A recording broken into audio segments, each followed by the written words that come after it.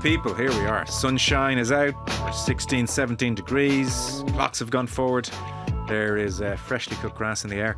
And the GAA Football Championship is upon us. 2025 gets underway this weekend.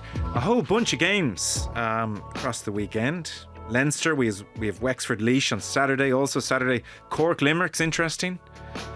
Division 4 champions taking on Cork in Limerick. We have Tip Waterford, that's quarter-final stage Munster. Connacht on Saturday has London Roscommon and Ruislip. And then Sunday, I think Donegal and Derry is catching the eye. Ballybuffet, that one's on TV. Leinster, Meath, Carlow, a lot of shuffling on the sidelines. Port Talchin 3 o'clock. Also in Leinster, Longford against Wicklow. And Connacht continues. New York, Galway. Mayo, Sligo, 3:30 in Castlebar. So that's weekend one. We are going to chat about it all in just a couple of moments' time with two serial All-Ireland winners who are with us. I should say, though, a very warm welcome to our GAA coverage here on the podcast, sponsored now by AIB here on the Indo Sport podcast. AIB at the heart of Gaelic games across both club and county.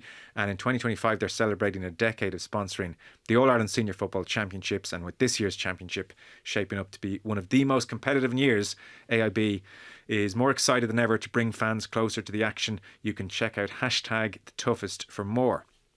Now, I'm very happy to say, first time talking to him. He joins us remotely from the heart of Kerry. Mr. Pat Spillane is here. Pat, you're very welcome. Hi Joe, hi Philly. How are you, Pat? Fellas, great to have you on. I was having a little look. So, Philly McMahon, 8 All-Ireland titles, thank you very much. Pat Spillane, 8 All-Ireland medals. 16 between the two of you. I was going to say 3 of us. Can I just point of clarification?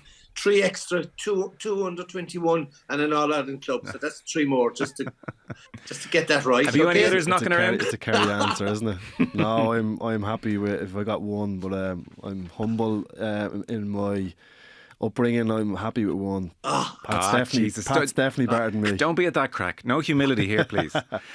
Provincial titles. I mean, do you even know, fellas? So Philly McMahon has 12 Leinster medals. Pat Spillane has 12 Munster medals. There we go. Locked even. Locked even. Now listen, the next thing to bring up's cruel. Philly McMahon, 2 All-Stars. Yes. Do you want to guess about your man here? 20 or something like that. They were handing them out back then.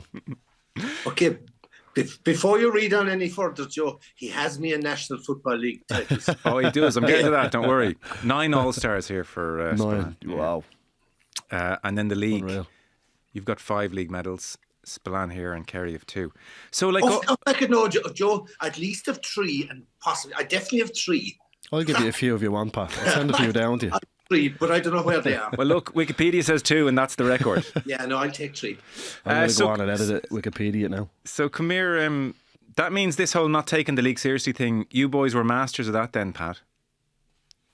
Well, this week is a week of has been a week of celebration in Kerry, Joe, because our 24th National Football League title.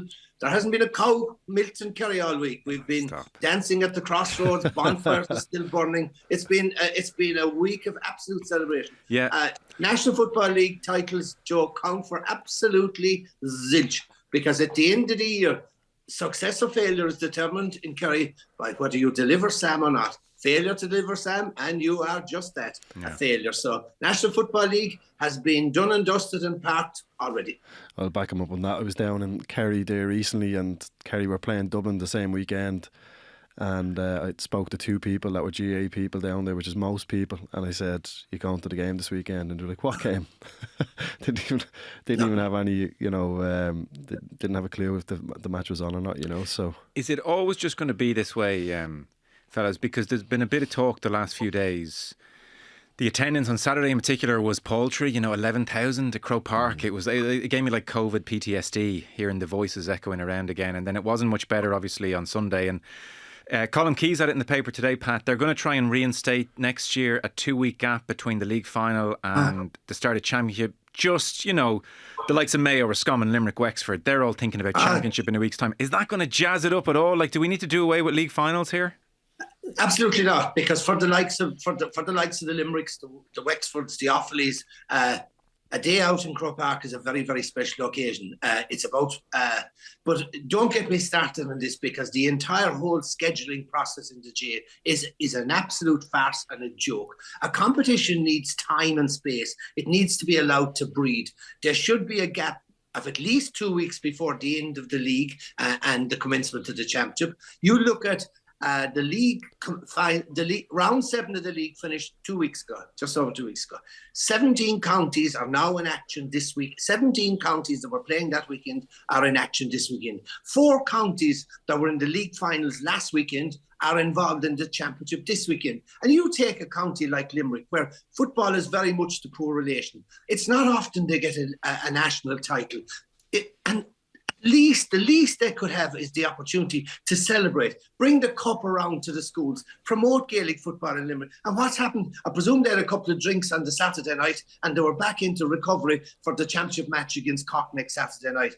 A competition must be allowed breathe. And on top of everything else, like you had zilch promotion for the league finals, and in the week leading up to the league finals, the 3 provincial championship campaigns were launched. So who the hell decided, lads, we launched the 3 provincial championship campaigns the week of the league final. And now, yesterday, you had the Leinster championship final, Leinster championship campaign being promoted. And they forgot to ask Dublin, lads, are you available to send the player? Dublin were on the plane to Portugal. So the whole fixture scheduling, look, the whole fixture schedule, it's speed dating GA's version. It's an absolute joke. Competitions must be allowed breathe. You must give them the publicity they deserve. You must give players time and space to prepare. You must give players rest periods in between. We're giving none of those things. It's a joke. I think there's 2 ways of looking at it. You've got teams that use the league as preparation for the championship, and then you've got, as Pat said, teams that you'll use it to get some silverware. And the difficulty is that you can't have it both ways, right? So most of the Division 1 teams are trialling new systems, the new rules, obviously, and they're building new players into the group. They're changing new things. The dynamics have changed with players leaving, players coming in, and you've got these amount of games to get things right for the championship, right? Because you can't get huge amount of work done pre-season or in between, the league and the championship. So this is your way of doing it. And if you win a few games, then that gives you the bonus to be able to express yourself a little bit more. But then there's other teams there that this is their chance to win silverware. Yes. And the problem is they might get to a point where they go, well, okay, I've won this, but we don't really expect to win anything after this. Yeah. Right, so it is a mess. I agree with Pat. It's a mess at the minute. But from a player's perspective, it's that you want to play games continuously for the season. You want to finish the season early, but it's just not good for the game. No. And look, this is to preview the championship at large. We're going to get into that, but part of this is to touch on the structure. Like it's so much change has happened in the last couple of years. So where we are at the moment is 6 months of the year there's no county football, and that's for the club player. And I think in theory everyone understands that and supports that. So if you're kind of like a fan just trying to get your teeth into the best of Gaelic football, you've January and March, and the league starts off with a bang, but then it finishes in Croke Park with 11,000 people there or 20,000 people there, and do Mayo want to be there? It's an inconvenience. So it kind of whittles down to nothing. You've Jim McGuinness after 3 rounds pretty much saying, yep, well, that's us done, everyone. So now we start the championship, and you want to be excited, but we have April and May, so the provincials will be done for second week of May. And in 3 of the provinces, we can have a fair guess what's going to happen. Then you're into this group stage, which is 4 groups of 4, 16 teams. The top 3 will go through in each group. So 16 will go down to 12. 93% of delegates at Congress have voted to scrap this format. It's a pig of a format, really. We're stuck with it for another year. Like, why they couldn't say, we all hate this, let's get rid of it this year, I don't know. Considering the rules we implemented this year, exactly, and we've changed and added and taken away from them, I think that I agree they should have just scrapped it. It's too easy to get through. Yeah, so but we're stuck with it this year. So that will be 51 matches before we have like a knockout game. 51 matches before a preliminary quarter-final. So from preliminary quarter-final, Pat, to the final on July 27th, same weekend as last year. We've had this July finish for the last couple of years. Tom Ryan says we might push them to August soon enough, but we are where we are for the time being. For the 12 months of the year, you kind of get 1 month where it's, Jesus, I have to see this game. Yeah, well, okay. Let's go on to the promotion, the championship itself, right? I mean, the inter-county senior football and hurling championships are the engines that drive the GA. That's where we get that. What generates the revenue, it generates the profile, it gives us the publicity, and we have decided, for absolutely stupid, nonsensical reasons, to end the season at the end of July. We have decided in the GA world to take our two top products, inter-county senior football and hurling, out of the shop window for 6 months and say, lads, soccer boys and rugby boys, you have a free run. It's an absolute own goal by the GA. The season, look, and I was a teacher for 30-something years, and I used to remember when I'd go back to school in September, the first week in September, all the kids had hurleys in their hands. They were playing hurling because the All-Ireland finals we played. And kids were so enthusiastic. They knew the hurlers, they knew the names, etc. Then it came to the third Sunday in September, the 2 weeks leading up to it, they were all playing football. They were all talking about Kerry or Dublin. They knew the players. They always wanted to be a whoever, Barney Rock or whatever. And that's gone. That promotional is gone straight away. I just think, and it's not just, by the way, Joe, it's not just the senior football championship. Tomas O'Shea, Kerry under 20s, for example, they start their championship campaign in Munster tonight. They play Tipperary. And if they're successful in all their matches, they'll play six matches in 7 weeks to reach the All-Ireland final. So it's not just at senior level, it's at under 20 level that they have this box-ticking desire to get competitions out of the way. And you say, yeah, it's all for the club. But the reason why the club player was ignored wasn't because of the structures of the GA. It was because of the inefficiencies of so many county boards that couldn't provide a schedule of club matches. Say, for example, in Kerry. Kerry's system has always been the same, before the split season and now with the split season. Kerry club players played county league, played divisional without the county players.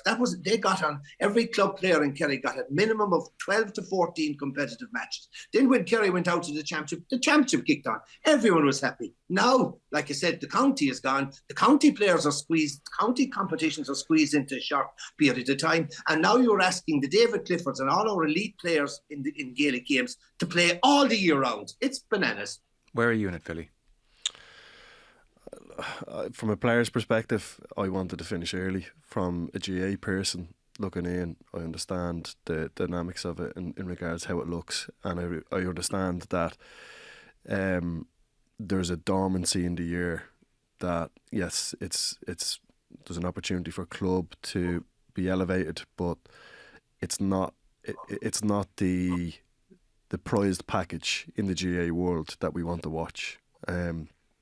So where is the happy medium? Do you draw it back to the dates that it used to be?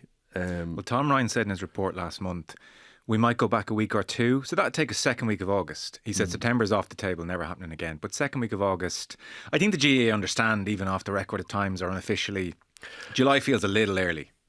Like I find it very hard to distract from being a player in this situation, because the last people actually spoken about on this topic, and I can tell you, I've played in, there's All Irelands where it went to replay, let's say, and it drawn out to October. And I remember being in DCU going to myself, it's actually starting to get cold again here.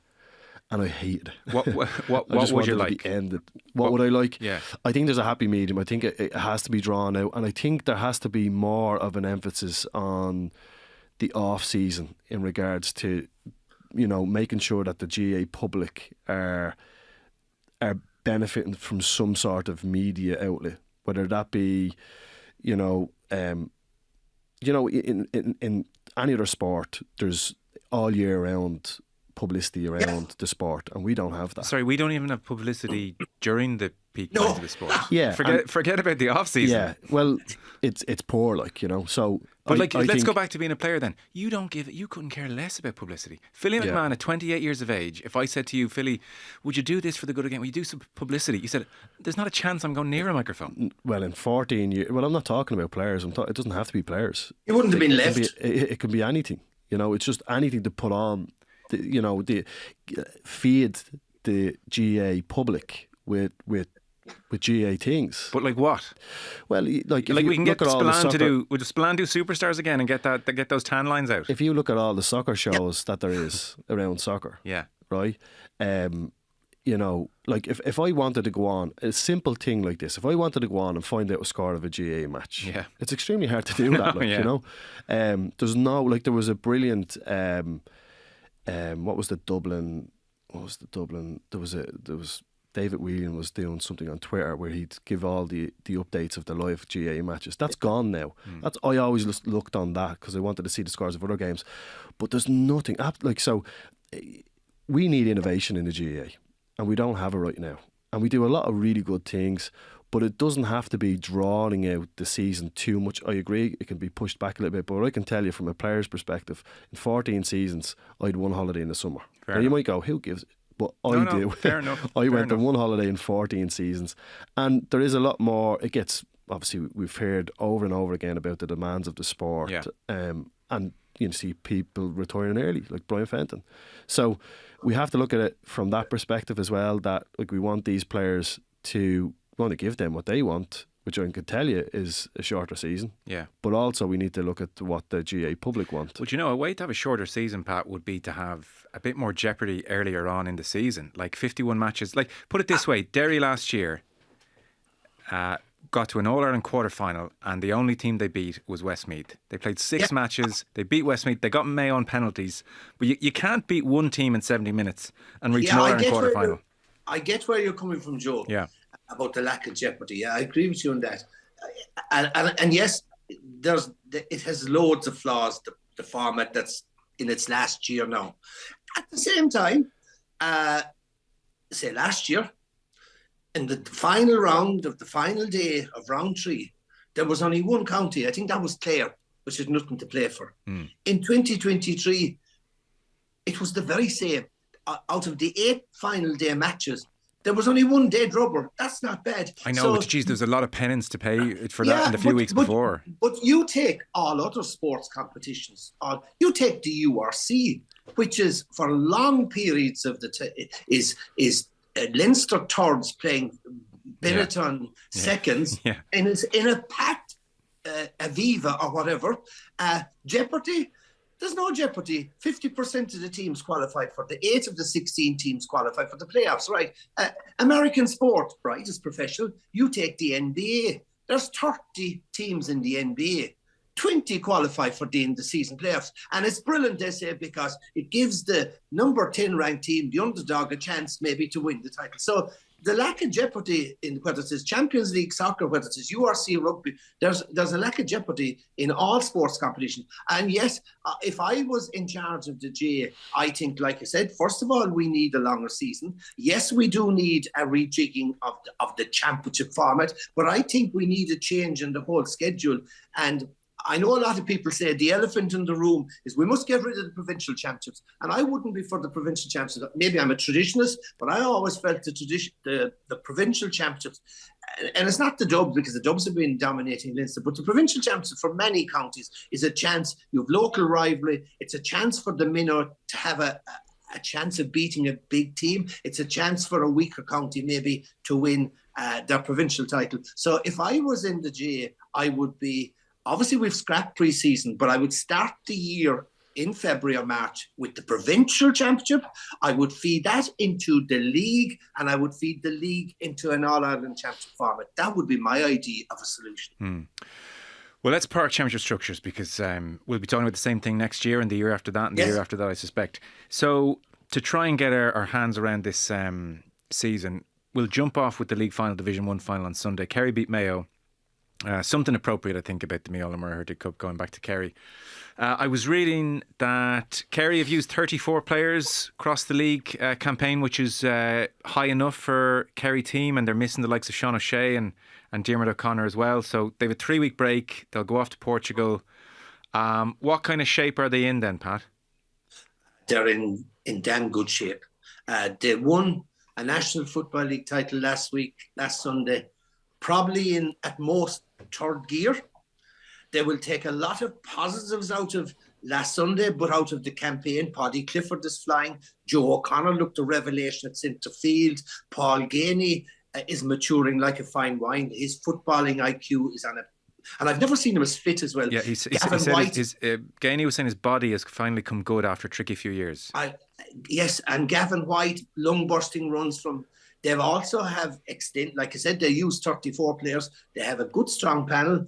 They have certainly now a lot of impact subs that can come in. And of course, the new rules suit them into the ground. And Croke Park getting that vital extra competitive game in Croke Park before the series games of the championship was vital. But there was one statistic that I saw on the screen last Sunday, and it summed up the difference between Kerry and Mayo, and it summed up the reason why Kerry were winning the game easy and Mayo were struggling. And it was the amount of kick passes. And in the 42nd minute of the game, Kerry had 25 kick passes. In the 42nd minute of the game, Mayo had 5 kick passes. And the point I make is that under the new rules, the running game is not suited to the new rules. The running game is not suited to the wide expanse of Croke Park. Kerry's heads-up kicking game with plenty space up front is ideal for that game. So Kerry's heads-up kicking football, absolutely tailor-made for Croke Park, tailor-made for the new rules. And they're really, for the first time ever, they're playing to their strengths. They're playing on their own terms. For the last couple of years, particularly say you take that match against Derry last year in the quarterfinal, one of the worst championship matches in living memory, and they played on Derry's terms. Now Kerry are going in with the new rules, playing on their terms. Front foot kicking football, high tempo. Philly, the best kicking team in the country with a couple of marquee forwards, new rules, beautiful. It's refreshing to hear a Kerry man bigging up the Kerry team before championship and not playing them down. You'd normally be giving out, if I was bigging up Dublin, that I was acting. I know you're a Dublin fan at heart, Pat, but no, I agree. The teams that play traditionally, culturally, they play a kicking game. It's gonna suit Croke Park. It's gonna suit. You see Dublin against Derry. You see them when they go up and play Armagh. How difficult it is then to play that game with the pitch being a bit tighter. So, and you're going to need. Really, your testament is how you can perform in Croke Park if you're going to win an All-Ireland, So I would be in agreement with Pat. I think Kerry are at the top at the minute of the pile, and then it's a mess underneath it. It is. Mess underneath it. You mentioned Paudie Clifford, Pat. So Sylvester Hennessy of the Kerry Eye newspaper in the Tyrone game during the league clocked that Paudie had 55 possessions, gotten the ball 55 times, which is kind of extraordinary. And Declan Bogue, on reading that, he went out and said, well, I'll have a look how he does against Mayo, and he got on the ball 42 times. And, when this guy gets on the ball, he's doing things with the ball as well. Peter Canavan said on Sunday, he's Kerry's most important, most valuable player. Well, just one thing, just going back to the kicking, and Mick O'Dwyer never went in for tactics, but he had one simple message he always gave to us as players. And he said, never be looking at the O'Neills on the ball. He was always encouraging heads-up football. And that's the way the game should be played. Heads-up football. That's when you're playing good football. Getting back to Paudie Clifford, yes, his stats, like he was man of the match last week. He plays heads-up football. His kick passing, his link-up play was brilliant. His decision-making brilliant. He gave a kick pass at one stage with the outside of the left to, I think it was Micheál Burns under the Hogan stand. It was a 50-yard plus kick pass. Absolutely magnificent. Now, a little bit of like George, who could say to Bill, back up the wagon there. In the first 4 matches, I can tell you this without fear of contradiction, and even though he had lots of good stats, in his first 4 matches, he was very, very poor. He dwelt on the ball too long. He was turned over many occasions. And how he wasn't taken off in at least 2 of those 4 matches, I don't know. But yes, he is a vital link-up player. It'll be a conundrum for Jack O'Connor when Seanie O'Shea comes back, because Seanie's best position, and I've seen him play with Kenmare, he's the best club player in Kerry. He's also, his best position is that link-up player. But Paudie is at the moment, in terms of link-up play, he's absolutely brilliant. Is he more important than David?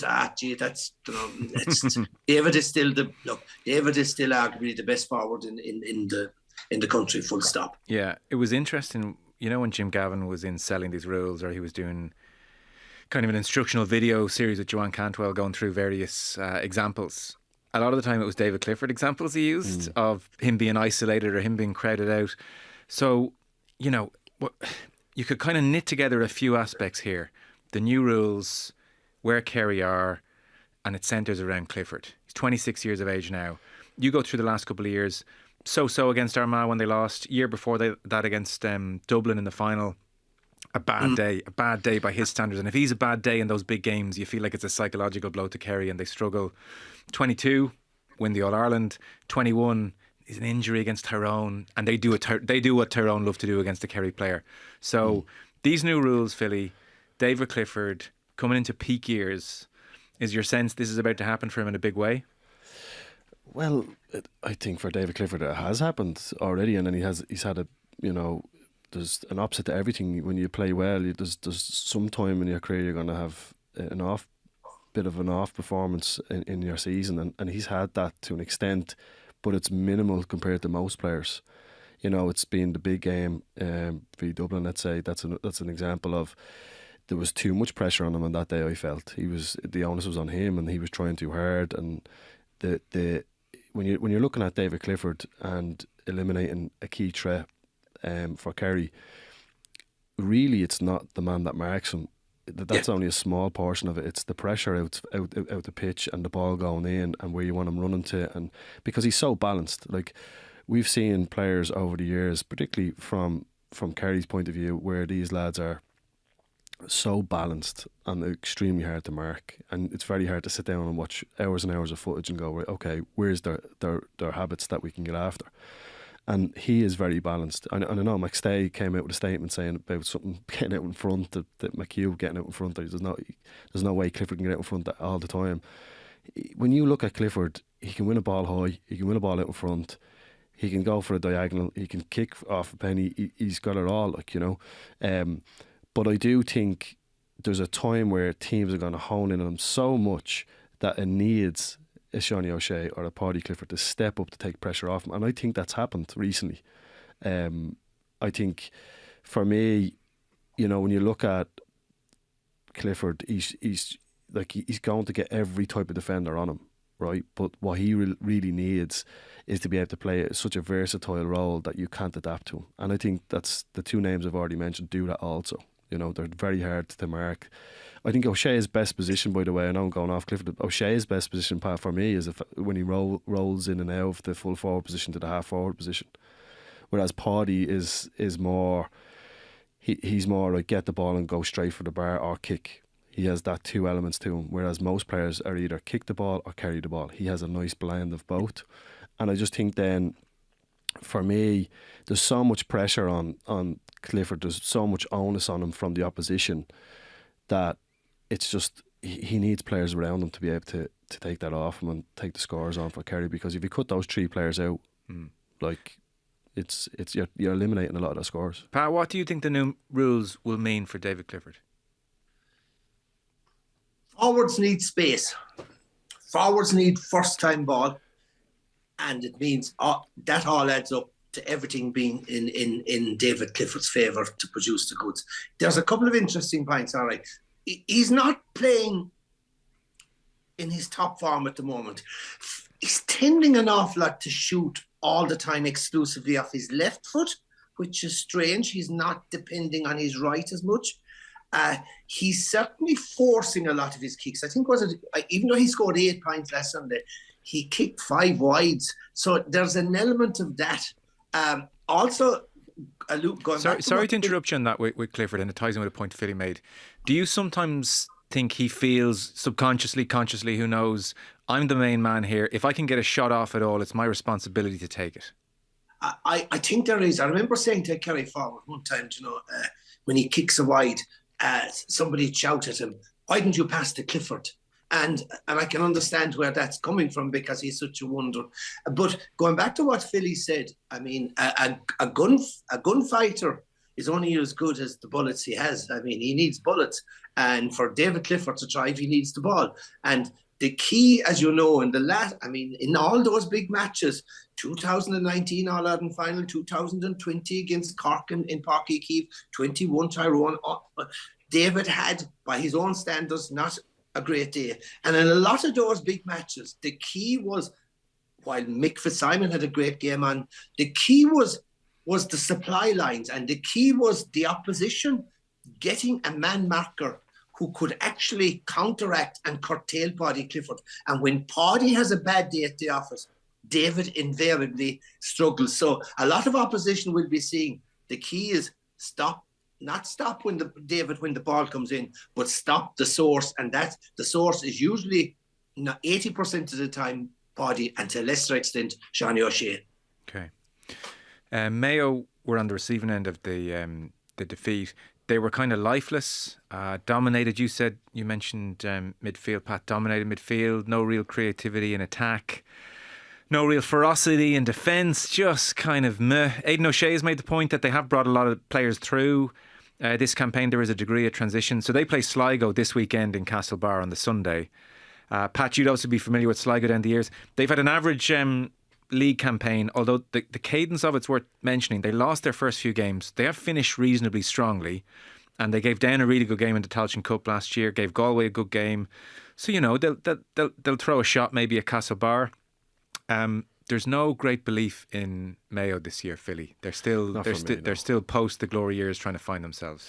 Yeah, like they always had this kind of resilience that they, and like you could say, well, hold on, that's an example of them getting to the league final, considering the start of their season, the injuries they had. Yeah, they could defy logic sometimes. Yeah, well, at one stage they were actually getting relegated. Yeah. While all the games of the last round of games were on, and that was just the league that was in it. But I don't think they were. When I've watched them this year, I don't really see a team that's going to be at the latter stages of the All Ireland series. When I see the other teams that are possibly going to be there, I just I'm not sure if it's Max. Is it Max Day's last year? Is it the end of his tenure? Is it or? It's her. Officially, I don't know. Yeah. It feels like there's even the lack of attendance at that Tyrone game, and it just feels like something's off. Yeah, I think there's a couple of players there that are probably coming to the end of their career also, and there's probably a new batch coming in, and it's kind of hard to get that balance when you have, and it's probably similar to what Desi has now. Desi has seen a few of his leaders move on this season, but it's left a void for new young players to come in. There's pros and cons to that, and I think that's where Mayo are as well, where there's a lot of young lads coming in and there's a lot of older lads hanging on. Yeah. And I think for those younger lads to not look over their shoulder to say, right, I'm going to get good game time and learn and develop, those lads might need to move on. But I just don't see them at the top table right now. Yeah, they were locked out last year by Derry, that penalty shootout preliminary quarter-final. They sort of feel like a preliminary quarter-final team this year. Well, I've held that Mayo for Sam sign all over the world.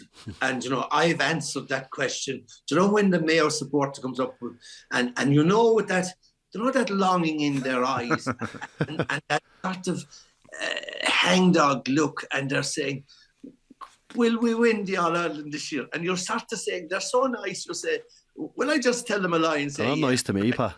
Or will I tell them the truth? And, of course they should have won an All-Ireland. They deserve to win an All-Ireland, but deserving to win an All-Ireland doesn't mean you're entitled to it. They didn't earn it at the end of the day. Now, this year, they're probably farther away from an All-Ireland than they ever were. Yes, Sligo, because I'm very familiar with Sligo because I go to most of their matches, and I'll be in Castlebar next Sunday. And Sligo struggled under the new rules, struggled with the roaming goalkeeper, struggled with the kick-outs. In the last 4 matches, they've been unbeaten. They're playing lovely football. They rattled 32 points from 31 shots against Leeds from the last day. Okay, wow. Leeds are poor opposition. But the record in Castlebar, the last time Sligo won in Castlebar was 1975. That's 50 years ago. And I think is it 7 or 8 times there have been championship games since they've lost them all. There'll be a reaction from Mayo on Sunday. And Mayo should win, but is there an All-Ireland in Mayo? No. Although, even though I disagree with Philly, the age profile isn't the world's worst because David O'Connor is only peripheral now. Aidan is the only fella really over 30. But I look and it's a very simplistic answer why they won't win it. They don't have enough top-class marquee forwards can deliver. Ryan O'Donnell's a class act. And you saw last week, Paul Murphy did a brilliant job. Ryan was restricted to 1 point from play, and once Aidan O'Shea tired, there was little or no threat. I think in the last 23 minutes of the league final, I think Mayo only scored twice. Yeah. So if we kind of take a step back and do a kind of follow the money thing and see what the market thinks, it's super tight. So Kerry are favourites at 3-1. Donegal are next 7-2. Then the Dubs are 4-1. And then it's Galway 9-2. So between Kerry at 3-1 and Galway at basically 4.5-1, there's like not much between them. And then there's a bit of a jump to Tyrone and Armagh, who are kind of 10-1. And maybe if Rian O'Neill was back, Armagh might be 8-1. And then you're into Mayo 14s, Derry 22-1 are the 8th favourites in the betting. So it really is Kerry, Donegal, Dublin and Galway. Given Donegal play in Ballybofey Sunday, let's hone in on them. This is McGuinness versus Paddy Tally. Derry relegated from Division 1 with a single point. Everybody else had somewhere between 9 and 7 points. Derry, it just didn't happen for them. Donegal go in as Ulster champions. They were semi-finalists against Galway last year. It was around this time last year when McGuinness was in Philly and we were kind of going, what's he going to do? You know, it's just McGuinness. He gave that early part of the season where I'm saying it's a bit dull. He gave it a purpose. And there was that infamous night now where they scored 4 goals against Derry. Oran Lynch still has nightmares. Yeah. It kind of marked the end of Mickey Hart before it got started. And so McGuinness and Donegal go again against a worse Derry side. And you've got to think Donegal and a full year under McGuinness. There's a lot to like here. And an add-on of Michael Murphy and 5 other players. And an add-on of Michael Murphy, 5 other players. Adds a lot of energy. Yeah, like, and it turns out Michael Murphy won't be in goals. Yeah, and he created the rules for himself as well. That's what I'm slagging him about. He looked good, but like, I mean, this isn't Michael Murphy trotting around for 15 minutes overweight at the end of a match. He looks in good shape. Yeah, I've mentioned that a few times. He's in good shape. Look, McGuinness, he brings an aura to the setup. He brings an energy to Donegal. The year before, it was like, I remember being up in Down, we're playing Donegal. I remember saying to Michael Murphy and co-coms, I was like, this is going to be a disaster. You're not going to get where you're going to get your scores from. And he agreed, and he was like, this will be tough. It was a tight game. From that to the following year when McGuinness comes in, you know, and they'll be disappointed. They definitely were disappointed with how they finished up last year, I'm sure. Against Galway. It was there for them. Yeah. And it's the same pattern I would imagine from his first tenure, is that he's like, you know, the first year is a first hit, let's go for it. In the second year, he's built his squad up even stronger. But what he has is what Donegal need. They need that siege mentality, and unfortunately Derry haven't really got that. Like, I don't think they've got the bounce of a new manager going in. They started late, in fairness to them. They had good you know, in games they showed good quality, but there was also at stages where you could see players just down in tools, and that's a really bad place to be as a team. So they've nothing to lose, Derry. That's the big thing as well. And up there, no matter who you play against, it's like an All-Ireland final. It sort of feels like in really Derry. These Derry players have never got over Rory Gallagher's departure. They've never been right since. That was a mess when he went for all sorts of reasons. The Mickey Hart thing, you know, that very night that Donegal scored 4 goals, it's over. You know, so a week or two on from beating Dublin on penalties in the league final. I mean, to your point, if they'd beaten Kerry in the league, they should have, and then they drew with Galway the week after. Like, it could have been slightly different, but coulda, woulda, shoulda. It's hard to make a case. They've just never recovered. No, they haven't. I think the Gallagher situation has been, and any team would have been kind of, would have found it very hard to deal with it. Sorry, Philly, did they ask you to be manager? Yes, yeah. All right. Yeah. But it'd be extremely Why'd you turn it down? I was very close. I was probably a couple of days away from accepting it, and I was on the fence a small bit, and Paddy Tally came in and said he wanted it, and I said, look, I haven't said I want it 100%. So they were like, look, we can't wait another 2 days, because if Paddy pulls out and you don't want it, we're back to square one. And I said, fair enough. And why weren't you sure that you wanted it? Well, there was a couple of the expenses, Philly. Is that what it was? Yeah, no, it was a couple of there was a couple of things. There was there was 2 people I wanted to come in with me.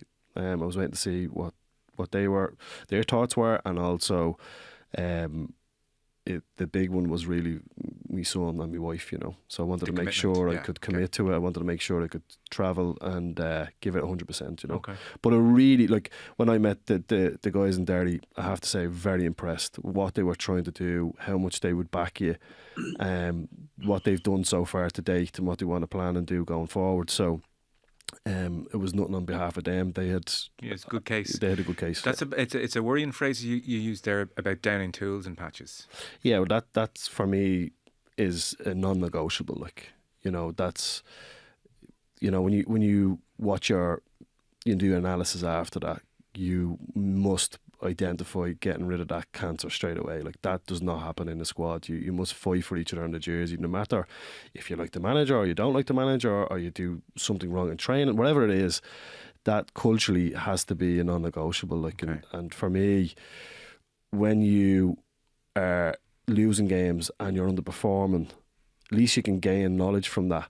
But if you're showing weaknesses, then other opposition will hold in on that and go, lads, these don't want it. Okay. McGuinness and Donegal, Pat. Well, just briefly on Derry, Yeah. and I agree with everything that Philly said. See, Paddy Talley was one of the last inter-county managers to be appointed. The gas part about it, when Paddy made his reputation as a defensive coach, and Derry ended up with the worst defensive record in all the top three divisions, I think, in second worst in all the four divisions. But in defence of Derry, right, you have Chrissy McCaig, who retired last year, big loss. But also you have four serious players out injured. You have McKenlis from centre back. You have Conor McCluskey, an all-star cornerback. You have Anton Toll at midfield out now, and you have Brendan Rodgers. So look, and at the end of the day, there's still a dependence on Shane McGuigan to provide the bulk of the scores, because he's the only class marquee forward to have. Getting to Donegal, yeah, Donegal are a serious proposition. They were very impressive during the league. Although I will say this, they played down in Killarney against what was a reasonably understrength Kerry team. Donegal were probably only missing Michael Murphy, and Donegal fell over the line. But I just think under the new, they are one of those teams that tick all the boxes for the new rules. Physicality, athleticism, and beautiful kickers of the ball. Beautiful shooters of the ball. Beautiful. If there is a failing with their game in transition is still a running game. And I feel if they really are going to win an All-Ireland, they are going to have, in transition, to have a kicking game. Because it's Pat Morgan, it's Ryan McHugh, it's Owen Bond, they're running the lines in transition. But you think of, if you are going to have a kicking game, and if you're going to do like Kerry, heads-up football, kicking the ball in, when a Donegal player in the middle of the field looks up, and there's a three-man full forward line inside there of Paddy McBrearty, Michael Murphy and Oisin Connaughty. Holy God, that's as good. That's probably the best in the game. So Donegal will be there or thereabouts at the end of the year. But look, it's a funny old game, and this is why I think this is probably one of the most competitive championships in recent years. I would put 7 or 8 teams close by. But you look at last year, right? Galway should have won the All-Ireland. They kicked it away against Armagh. Yet this was a Galway team that Sligo should have beaten in the Connacht Championship. Donegal were so impressive, and yet in the second half against Galway, off the top of my head, was it 10 second half wides, and they shot themselves out of the game. So this year's championship is going to be a game of fine margins. Are you by the way, Philly, as fully in agreement with Pat that running game is less important or less in vogue now with the new rules, that the kicking game is going to become more important? Kicking game is plan A, running game is plan B for me. So was it always that way, or is that more so with the rules? Well, traditionally as a dub it is, and certainly from Kerry, but Donegal it wouldn't be. Donegal is more of a running game. And that didn't stop them in 12. Yeah, well, they kicked long regards to kick out, but they didn't kick in from there. It was more like running off the shoulder from the kick out, and they'll still, the one thing Pat mentioned there, which is interesting, is they didn't really kick the ball much in the league. But are you telling me they brought Michael Murphy back just to run the ball? Yeah. So don't be surprised if that is something they're going to get after. He does, as the media, we've always kind of gone, what's McGuinness going to do? And I definitely think, he's ticked the box this year so far, right? Beat the Dubs, beat Kerry, beat Armagh, right? And he mentioned in his own words that he didn't really want to get to a league final, right? Yeah. But I do think he's I like McGuinness. I've always said I like McGuinness. I think he's someone that brings an energy to the game that you pay attention to. Yeah. And I love the way he gets his players to fight for every single grain of grass, and they play for him. And as I said, they have that siege mentality.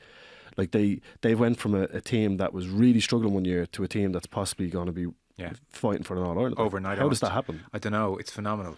It adds to the intrigue and the kind of the very simple answer how does it happen is that there is no outstanding team around at the moment. There is no Dublin in this year's championship. There's a lot of good teams, but there's no exceptional X-factor team. I know, but to be fair to him, there's an alignment there. There's a lot of managers who'd go in and just wouldn't be able to do it at the same time. It's not. Yeah. But there's an alignment there that he brings that is like, we're all going in this direction. And I know that's an obvious thing that you think, but if you were to walk into certain change rooms and really pick out of the person's brain, what are you looking to try to achieve this year? Some of them would say an All-Ireland but wouldn't believe it. Yeah. He follows through with that. The psyche of what he does is, we're going to win an All-Ireland and we're going to do everything possible to win it, and our actions and behaviours will actually give us the results. It's gas, you know. I see so many comparisons between Jimmy McGuinness and the man that managed me, Mick O'Dwyer.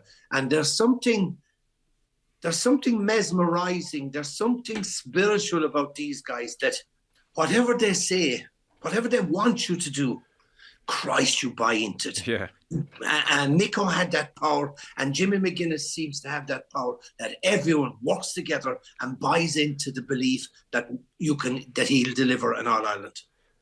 Yeah, I think that's right. And I think the opposition are more aware of McGuinness than they would be other managers. What's he going to spring tactically, or just that kind of fanaticism that he seems to imbue a team with. It's a frightening cocktail. And then they all sort of believe it themselves. God, we've got Jim. And it compounds, and before you know it, they are men possessed, and the whole, it's in the ether. It's McGuinness's Donegal. Yeah, like when you see someone from Donegal and they say, Jimmy's winning matches, it gets under my skin. I'm just like, Jesus Christ, does any other manager have a song? Like, you know, that way, that's the energy he brings. But look, it's any weaknesses with them? The big thing is that what they are thinking as a belief can be challenged. You know, so when you look at them against Galway, they were a total different team, like particularly in the first half. And maybe they thought in the second half, well, it's a big win, we'll go out and we'll get the score back like Dublin did against Kerry, but they didn't show up in the second half either. So I think they're a team that you have to take the lead on, and then make sure that you pull them out of their structure, that you can, and again, the kicking game is very important to them. But you stop the running game at source, you check, you don't let them get up the pitch as much. They don't really have for me, Murphy's an unbelievable player. Gallen, unbelievable. They've got really good players in their offensive structure, right? But they don't have, I don't compare that to David Clifford or a Paudie Clifford, where they've those players that are like, cut him out and you are making a massive difference in the score here. That's what the strength is as well. So the strength is their weakness, that they don't have that. Maybe Murphy will bring that to them this year. McBarity is starting to he wasn't really as consistent as I've seen him over the years, over the last couple of seasons. Maybe Murphy being back, that'll help. But I just think they've shown a couple of weaknesses in defence as well. Like they've been open, but I do think it's the opposition going up against them. Don't buy into the bullshit, the information, because it's not real. Like it's one team against another going out, and I think the teams like Dublin and Kerry, who traditionally have a thought frequency or mindset frequency on a higher level, don't buy into that stuff. Yeah. Other teams do. I'm going to let you go first on this one, Pat. The Dubs. Look, bottom line, the Dubs are in transition. I was impressed with them for spells during the league.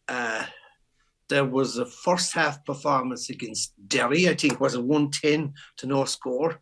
There was a second half performance against Kerry down in Tralee, where they came from 12 points behind. And I thought, there was great character, there was great leadership. I thought a couple of the young lads they introduced looked good. The old guy, Brian Howard, was very impressive at midfield. Sean Bugler, a renaissance. Look, Dublin, the bulk of, there's still a hardcore of guys with All-Ireland medals in their pocket. There's a hardcore of players with good footballing muscle memory. There's a hardcore of players who have delivered All-Irelands, who know what is, and will believe that they can still. And when you have the Cons and the Kilkennys and the Bulgers and the Buglers and the Brian Howards, They won't be. They won't be far away. It will be very easy to make a headline and say Spillane writes off Dublin. Not in this year's championship.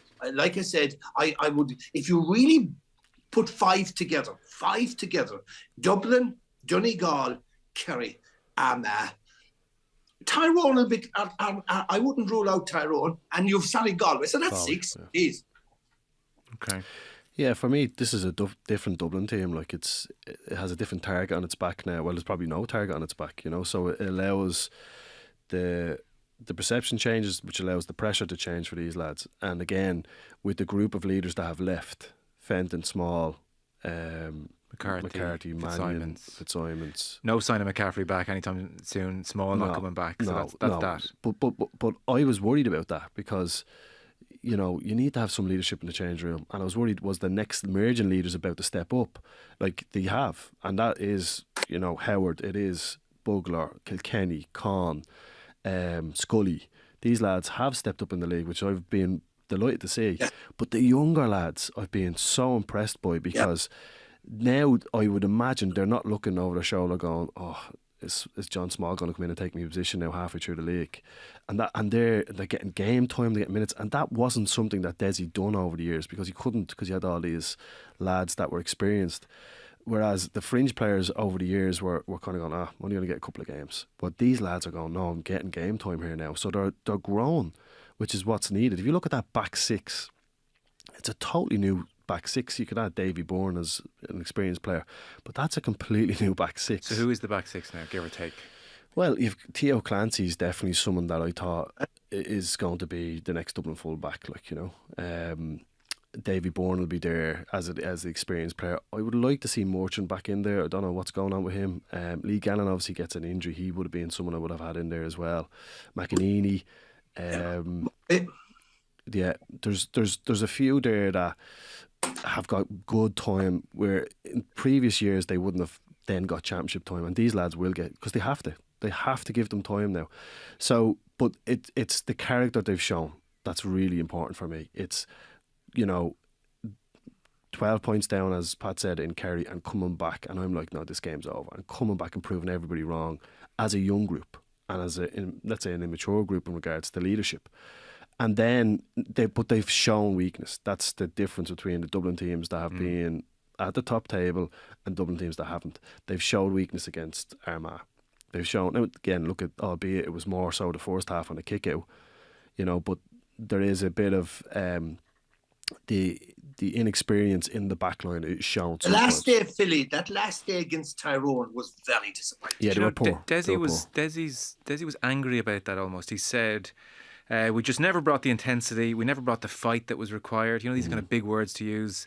That was a big game for us in terms of making a league final, another competitive game, which would have been very welcome. So he really didn't like what he saw from them in terms of character against Tyrone. I'd say he liked it because he knows now what his weakness is as a group, and he can say, right, okay, we're not going there again. Let's work on that for the next couple of weeks before we get out into Leinster. But certainly, that game you would have wanted to have early in the season in the league, but it just was disjointed. It was lack of energy, lack of leadership, open. Players, there was no real grit. There was like players are marking 5 yards in front. You look at the ball that who was it that kicked it in? Canavan was inside, and he turned. It's too easy. I don't know who was the kicked it in. Yeah. But it was Dan McCurry. McCurry kicked it in. Lovely ball in. The worst ball to probably outside mark the left as a defender. This is an experienced player. You need to be sticky tight. You need to have the wing back coming in blind side. These are little things that, with time, you subconsciously gain as a defence. But you can see those inexperiences here's happen. the thing, because I was privileged to have been part of a team that dominated for a long number of years. Philly was part of a team that dominated for even longer. And the one thing that around that Kerry team, around the Dublin team of Phillies, there was that aura of invincibility. There was a feeling that no matter how bad you were playing, you were going to win. And there was always a feeling amongst the opposition that they never truly believed that they could beat you. And it was only when the game was gone out the window that they realised, Jesus, we're as good as these crowd. That aura of invincibility is long gone from the Dubs with a couple of years. teams know they can beat them. So when that aura of invincibility goes, and that every county smells blood now when they play the Dubs, and they see an opportunity of beating the Dubs. Yeah, the fair is gone. Yeah, no, it is. Does anyone? Because I want to push on. Get a quick word from you on the rules, and also this Carlow and Meath game at the weekend is kind of a farce in some ways. Does anyone want to make the case strongly for Galway? Shane Walsh is a 2-point machine. They were thereabouts obviously last year and have been for the last couple of years. Why are they not getting over the line, and is that about to change? Do you know what's interesting about Galway? Every time I see them, every so often, I see another Dublin person in with them. It's interesting, They had Bernard Dunn in with them, and I won't mention another person they have in with them, but they have another person I've seen on the sidelines. It's interesting. GA person or different sport? A little bit different. I'll let you figure out who the person is. You go and do your work now. Come on, no. But no, look, it's if he's on the sideline, it's not top secret. Yeah, well, I think they're on the ball in terms of what they should be doing. It's who is it? The topic of what they're doing. Who is it? You'll have to get it. What? The listener here is giving you their time. Come on. No, that's a little question you just have to answer. So this person's on the touchline. This person was on the touchline. The person worked with us. Sideline. Sideline. It's not rugby, for God's sake. And made a difference, I would say, in their setup. And so they're doing. But why is this top secret, by the way? Yeah, Jesus. Because I think what this person does is a kind of a different. It's definitely something that would give you different to what everybody else is doing. If that makes sense. Sports psychologist, no. Something similar to that. Kerry would have done something similar. But not many teams, not many counties would do this. And that's why I'm saying you find out for yourself there. A faith healer. A faith healer, yeah. But Galway, for me, going back to do I give them a chance? They're experienced now getting to the latter stages, so they won't. They will have high expectations of themselves, which helps you build standards and build your performance levels up. So they will look at the top level of performances, and they'll go, okay, we need to be at that. Because when we were at this last year, it didn't get us over the line. Well, it felt like last year Comer and Walsh not being right physically was the killer. That's been the same for the last few years for them, I think. And they haven't got over the line as a result. Like, if you get Walsh back to how he played in that All-Ireland final against Kerry, then you think about Galway very, very seriously. But it goes back to the point with Clifford when they play at Dublin. It's the same thing. You're relying on these players so much, and I think the other players, you nearly need to, and this is not going to happen, you nearly need to take Walsh out for a couple of weeks, for a few games, and just let someone else start to take the mantle. But it's not the way it's going to work. Pat, you're not working with Galway by any chance, are you? But I think you hit the nail on the head. If Shane Walsh isn't on fire, Galway struggle. And you're right, Galway are like Donegal. They tick the boxes for the modern game because they have huge physicality, huge athleticism, and they're lovely kickers of the ball. But I think up front, if Shane Walsh is not, the last day against Kerry, no Shane Walsh, the forward line was very, very feeble. He was, in fairness to Galway, they were the only team that set up plays for 2 points and had Shane Walsh on the gas part about it. Kerry, who are as good as anyone at shooting pints, have gone 3 games in a row without scoring a 2-pointer, and they're the National Football League champions. So work that one out. Yeah. I didn't want to start with the rules, but obviously just to finish up on them, are we generally happy enough? What tends to happen is that there's like a rule is debated hotly for a week and then it goes away. The current one is people don't like a free kick or a 45 given 2 points. You know, people are saying, God, you go to the trouble of scoring a brilliant goal, and then Rory Beggan trots up and he gets 2/3 of a goal with the kick, floats over the bar. They don't like that. But generally, where are you? For me, I think the most impressive thing of it all is it gives us information. It gives us an energy around the GAA that sometimes we don't have, right? So it's a topic of discussion, and it normally. The topic of this discussion in media is mainly negative, but this is being positive, I think, mostly. I think it's very kinetic, which is interesting. So you can't get rid of a 2-pointer without an impact in, let's say, the way a defensive structure is. So you have to come out. So it would suit. We asked the question earlier on. Does this new rule? Do these new rules suit David Clifford? 100%. Why? Traditionally, going back to years and years, Kerry loved popping the ball in front of the D. And when you have a 2-pointer, you have this arc. People are the opposition defence are actually defending the arc. That pop ball is on every time. Now, will people kick it? Depends on, traditionally, are they kickers or are they carriers? But they're kinetic. That's what I like. They're like, now the kick out one for me, I would love to adjust that a little bit, because it can be linear. So if you look at Dublin against Armagh, they've only like 3 options as a kick out. It's either kick long down the middle, kick to the left, kick to the right, because the ball on top of the D is a dangerous one. Then to the left, where the wing backs positions are, it's the space you have to catch that ball without it actually going, without you going to the D is dangerous. So really, we're going back to Pat's time where you lumped it down the middle and up you go. Now some people like that. I don't know if you like that, Pat. Some people like that. As a viewer, I like it. You take Kerry Derry game we all saw. That was the first. So there's lots of sport on. You're getting to watch different things. I sat down, watched that game, and the kick out. I thought, oh my God, this is exciting. Instead of looking at my phone or staring at the ceiling when Stephen Cluxton kicked the ball 5 metres to you, and you guys built up, you couldn't take your eyes off the kick out, and it added this kind of unpredictability to it. It was brilliant, I thought. I don't know. Like I'm someone that is interested in tactics, and I just think when you have one dimension type, I take the point. In a way, it's a step back. Yeah, you know, it will become. We've got to the stage where we've had, like, Stephen Cluxton got to a stage where he created a different midfielder. How? Because he was kicking balls at low trajectory to Shane Ryan. Okay. Yeah. Now we are going to the stage where we're saying all you need is a big lump in the middle. Yeah. And I'm sure if you can get a big lump that can play football, amazing. But there's no skill to it. So how do you coach that? How do you coach?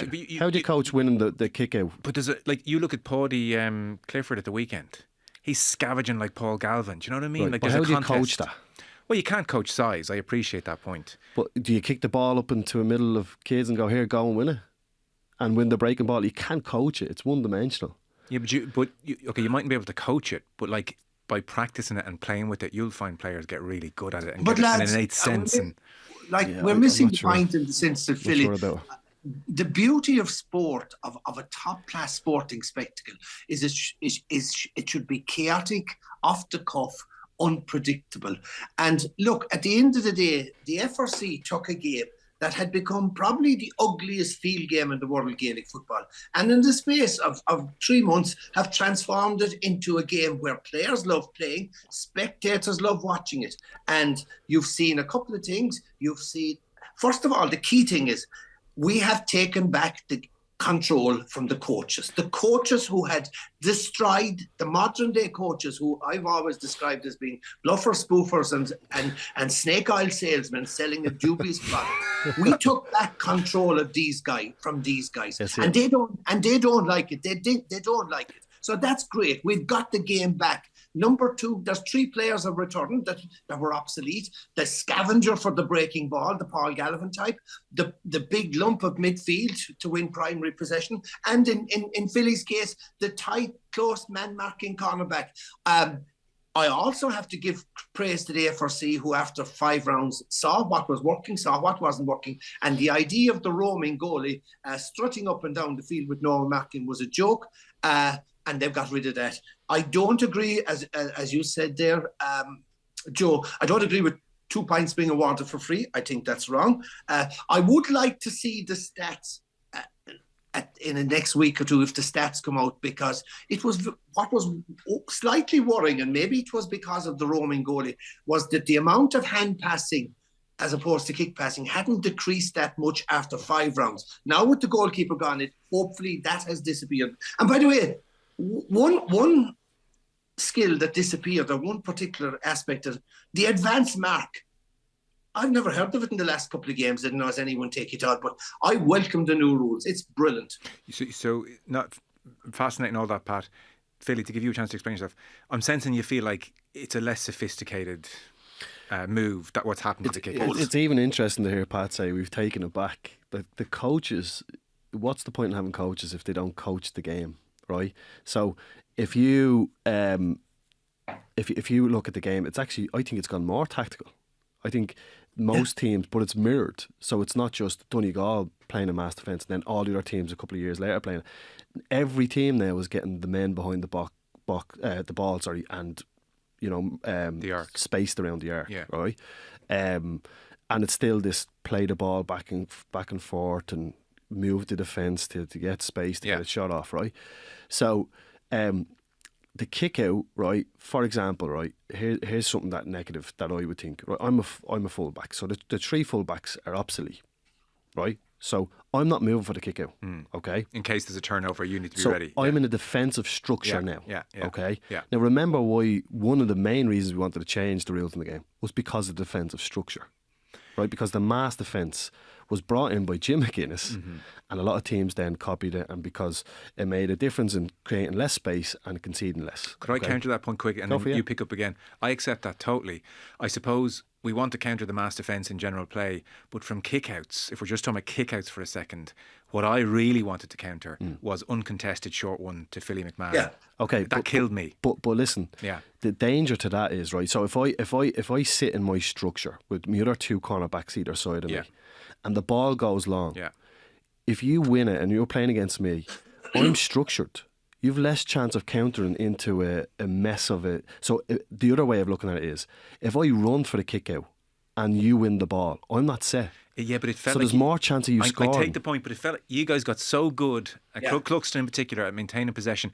That happens so rarely, and I hear what you're saying. That's the opposition to I know, counter but that. you guys got so good at it, and teams got so good at it. It was hard, and the pitch and the physics. It just became too easy to keep possession. Whereas I want a contest, and fair enough, your full back line is set in case you lose the ball. Okay, can I challenge on it? Someone can pop it over the bar, or at least there's a bit of they're in on the full back line. I think it comes back down to the facts of it. Yeah, what works, right? And we could argue all day, but the facts of it is, are we scoring more from a longer kick out? Okay, if the full back line and maybe the half back line on the blind side are not moving for the kick out, I can tell you as a player, when I was running for the kick out, I was at my most vulnerable because I was thinking of winning the kick out, not defending. And if the opposition won the ball, then I switched into defending. I don't remember you getting caught very often, I have to say. We had a very good keeper and we moved really well and we worked really hard on that. Yeah. But what I'm just making the point is, why are we doing it? Why are we bringing the long kick out in? Well, plan A is that point A would be, we want to see the contest and we want to see the ground battle and all that. But what after that? What is the point then? What's the point of winning possession? What do you want to do after? But I felt Kerry got on top of Derry's kick out in that game, say, to use an example.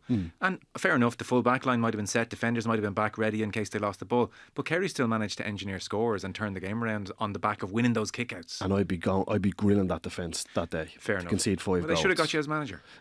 but who's going to concede 5 goals generally? Fair point. At that level. When the original rules of the Gaelic football were devised, there was 3 main aims and that was a catching, a kicking and a contest, man-on-man contest. And we've returned the modern game, to its basics. And you talk about coaching. Coaching under the modern coaches, under the old game, was a painting by numbers approach. You lost possession, you all retreated back en masse, you had a space to mark, the other team ambled up and down the field. The game was played on the opposition's terms and you play round and round and round. Now you have created space, and by creating space, you're playing on your terms, and the good coaches are looking to exploit that space. And that's why after 5 years of coaches, like I said, painted by numbers, coaches are now are being asked to think outside the box and be innovative and come up with attacking plays and come up with some more imaginative plays. And so far, they're only slowly adjusting. Yeah, the difficulty is every team now is in a mass defence, but less numbers. Yes. So every team is structured in the 11 behind the ball and sit in deep. It doesn't really, where you would have had teams that we mentioned already that were more of a kicking tradition, they would come back a little bit slower or they'd come back on the blind side. Now everybody is defensively structured. Okay. Yeah, but Philly, if you're adopting, if you're a good 45, 50, 55 metre kicker and you win, you get the ball in transition and all that's ahead of you in one half of the field is 3 defenders and 3 attackers and an acre of field, a long kick pass. I agree with you, and that's what I was, Pat. I was a kicker of a ball. I wasn't a runner, I was in a defence full of runners. But the difficulty is there's a lot of variables that feed into that. First of all, how many years have you played a carrying? How many years has your team been a carrying team? what's happening in the game. Are you struggling? Have you got 1 or 2 turnovers already where you're afraid? You're playing in fear sometimes. So there's a few. What's the opposition doing? There's loads of variables. I would be a big believer in playing a kicking game under the new rules. Okay. Of course I would, but there's so many variables that feed into that happening for you. Yeah, well, it's going to be interesting next few weeks and months. We'll see how it plays out. Pretty much out of time. I feel I should just briefly mention the Carlow Meath situation because it's so unusual. They play on the Sunday. Quite a few games on this weekend. And so Park Tailteann, 3 o'clock.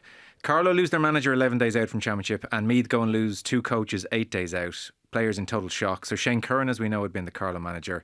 He departed. It all went public as well, which is probably not ideal.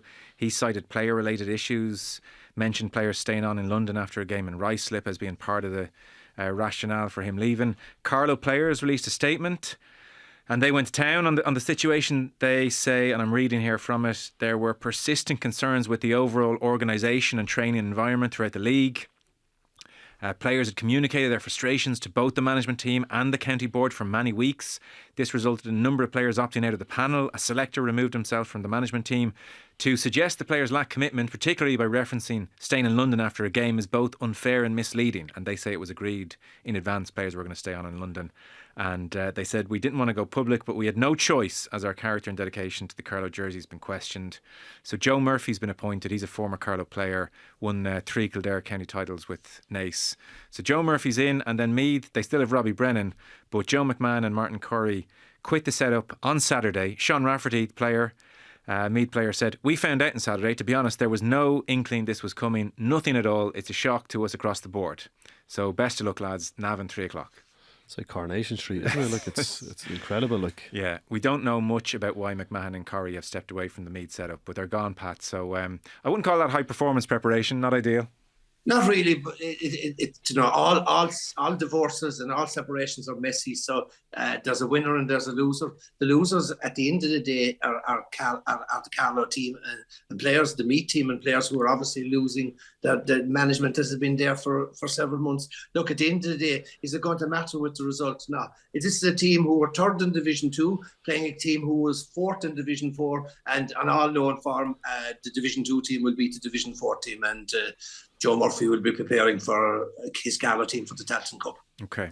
Yeah, I think there's an interesting topic in it. I know we're coming to the end, but the understanding between players and management, and that whole kind of environmental thing, I think, is very interesting. And, you know, the more modern day management style is connecting with the players, and if you go in thinking you can't, if you go in and don't connect with the players straight away, you're going to struggle, like, you know. Yeah. So whether that was the issue, I don't know. But this is the problem. We're talking about something we don't know what's happened.